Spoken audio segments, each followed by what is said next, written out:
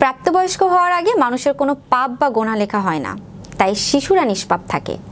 তারা যদি মারা যায় তাহলে নিষ্পাপ অবস্থায় মারা যায়। তাদের ঠিকানা হয় জান্নাত, যেখানে একজন নবী ও তার স্ত্রী এসব শিশুদের লালন পালন করেন। জান্নাতে কোন নবীর সঙ্গে থাকেন মৃত শিশুরা?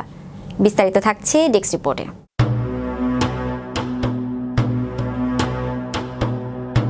প্রাপ্তবয়স্ক হওয়ার আগে মানুষের কোনো পাপ বা গুনাহ লেখা হয় না, তাই শিশুরা নিষ্পাপ থাকে।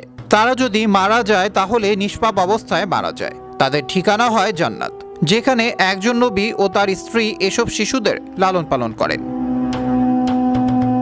আবু হুরায়রা রাদিয়াল্লাহু তাআলা আনহু থেকে বর্ণিত, আল্লাহর রাসূল সাল্লাল্লাহু আলাইহি ওয়াসাল্লাম বলেছেন, মুমিনদের শিশু সন্তানরা জান্নাতে একটি পাহাড়ে থাকবে, যেখানে ইব্রাহিম আলাইহিস সালাম ও তার স্ত্রী সারা আলাইহিস সালাম তাদের লালন পালন করবেন কিয়ামতের দিন তারা তাদের বাবা মায়ের কাছে ফিরে যাওয়ার আগ পর্যন্ত।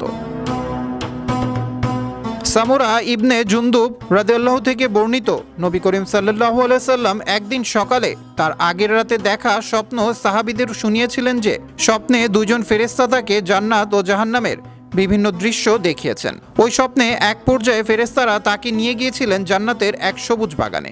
নবীজি বলেন, একটা সজীব শ্যামল বাগানে আমাকে নিয়ে যাওয়া হলো, যেখানে বসন্তের হরেক রকম ফুলের কলি রয়েছে। বাগানের মাঝে আসমানের থেকে অধিক উঁচু দীর্ঘকায় একজন পুরুষ রয়েছে, যার মাথা যেন আমি দেখতেই পাচ্ছি না। তার চারপাশে আমি এত বিপুল সংখ্যক বালক বালিকা দেখলাম যে এত শিশু একসাথে আর কখনো দেখিনি। আমি ফেরেশতাদেরকে বললাম, উনি কে আর এই শিশুগুলো কারা? ফেরেশতারা বলেন, তিনি হলেন ইব্রাহিম আলাইহিস সালাম, আর তার আশপাশের বালক বালিকারা হলো ওইসব শিশু যারা ফিতরত বা স্বভাব ধর্মের উপর মৃত্যুবরণ করেছে। কয়েকজন সাহাবী নবী করিম সাল্লাল্লাহু আলাইহি সাল্লামকে জিজ্ঞাসা করলেন, হে আল্লাহর রাসূল, মুশরিকদের শিশু সন্তানরাও?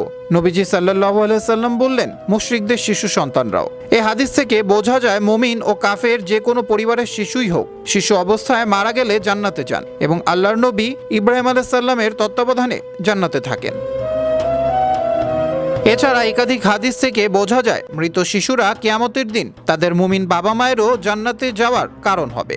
তারা তাদের বাবা মায়ের জন্য আল্লাহর কাছে সুপারিশ করবে। নবীজি সাল্লাল্লাহু আলাইহি সাল্লাম বলেন, ওই সৃষ্টিকর্তার শপথ যার হাতে আমার প্রাণ, যে মা গর্ভপাত হলে সেজন্য সওয়াবের আশা করবে, তার গর্ভচ্যুত সন্তান কিয়ামতের দিন নিজের নাভিন নাড়ি ধরে তাকে জান্নাতের দিকে টেনে নিয়ে যাবে।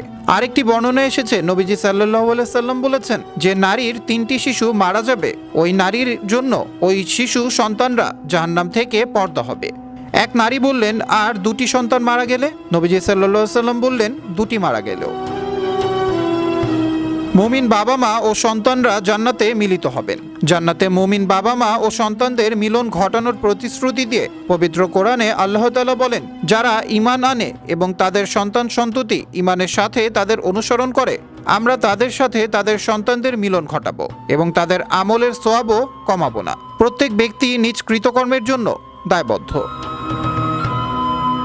আবরার আহমেদ মাহি, বিশ্ব বাংলা 24 নিউজ ডেস্ক।